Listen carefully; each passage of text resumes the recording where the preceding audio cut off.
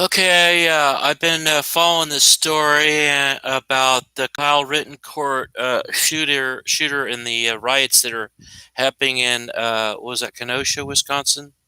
Do I have that right? Why am I saying Kenosha? Is it wrong city?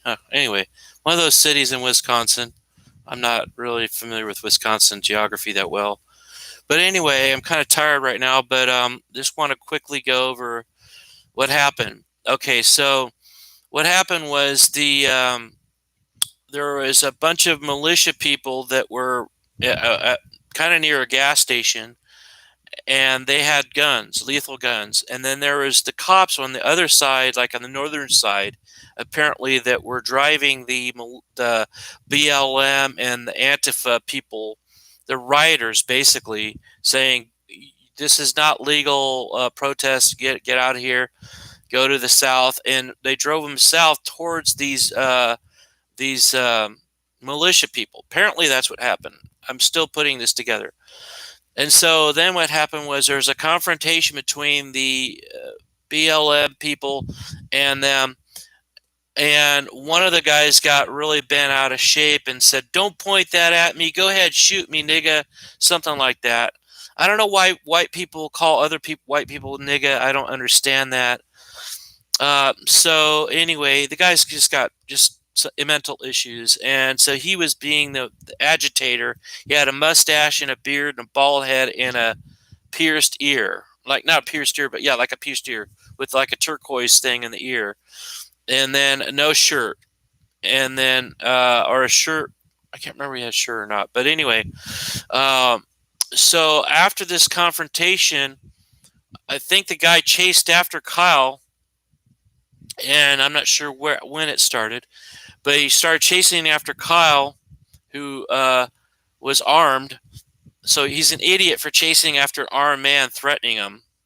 And then he put his shirt over his head so that nobody could see his identity and started chasing after Kyle.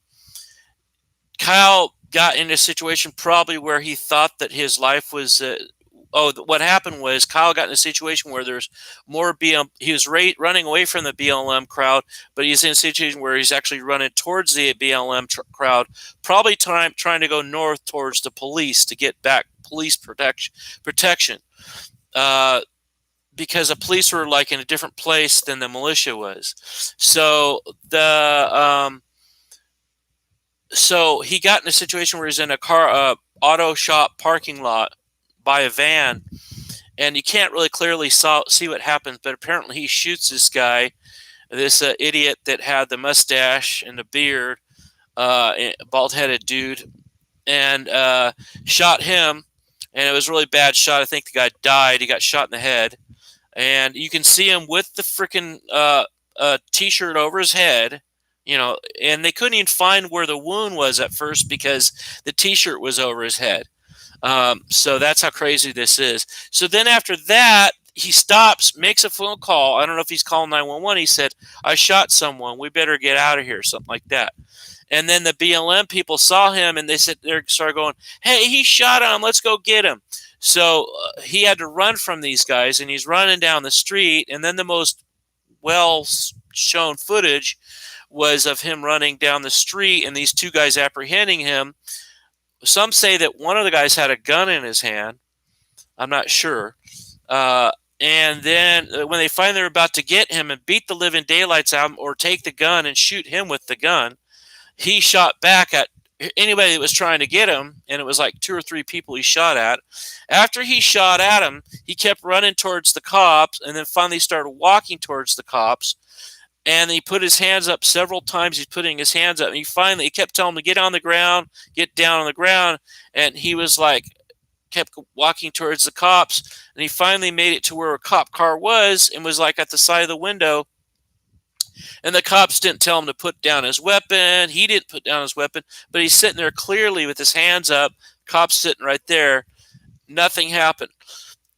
And so I guess apparently after the cops didn't detain him, he just said, "Well, I'll go home and we'll deal with this later." So he went home, and then they arrested him later.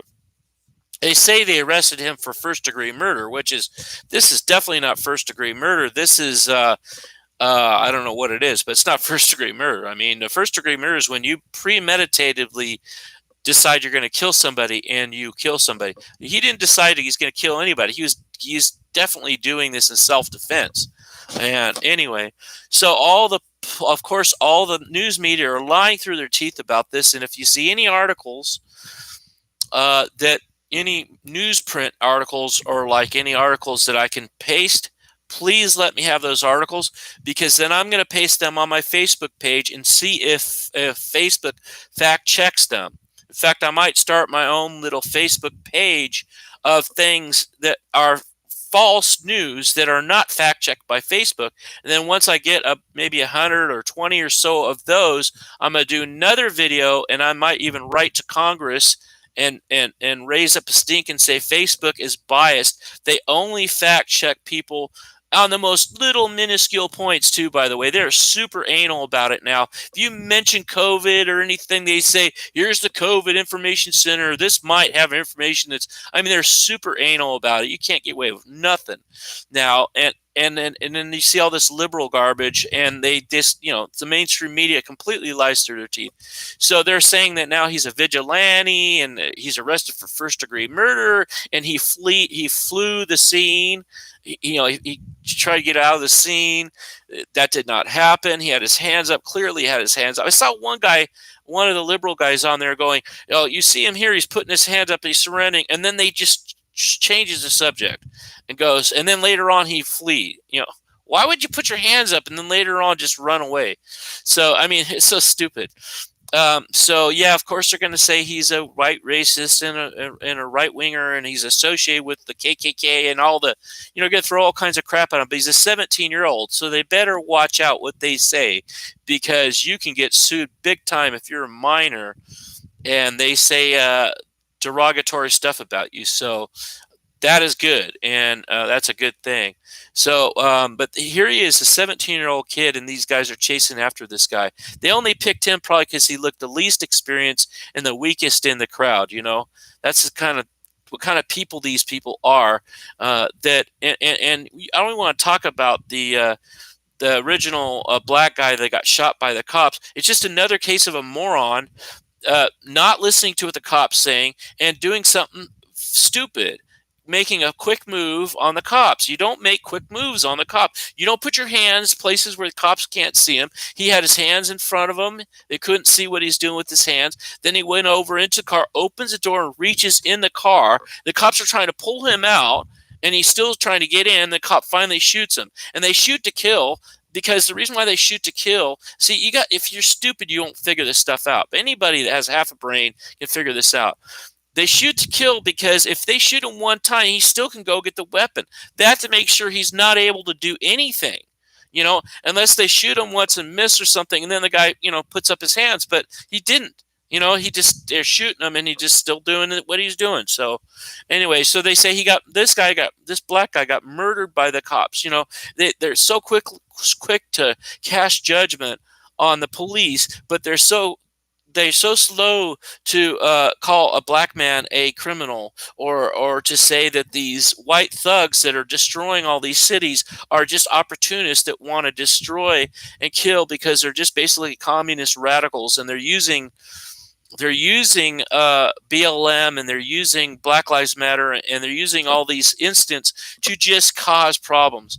And they don't even care. If they did, the black people are fed up with this. They don't like what's going on. In some of the videos, you see black people go and see these Antifa guys are telling us not to videotape it and stuff like that. Right before the shooting happens, they said the Antifa people don't want us to videotape this.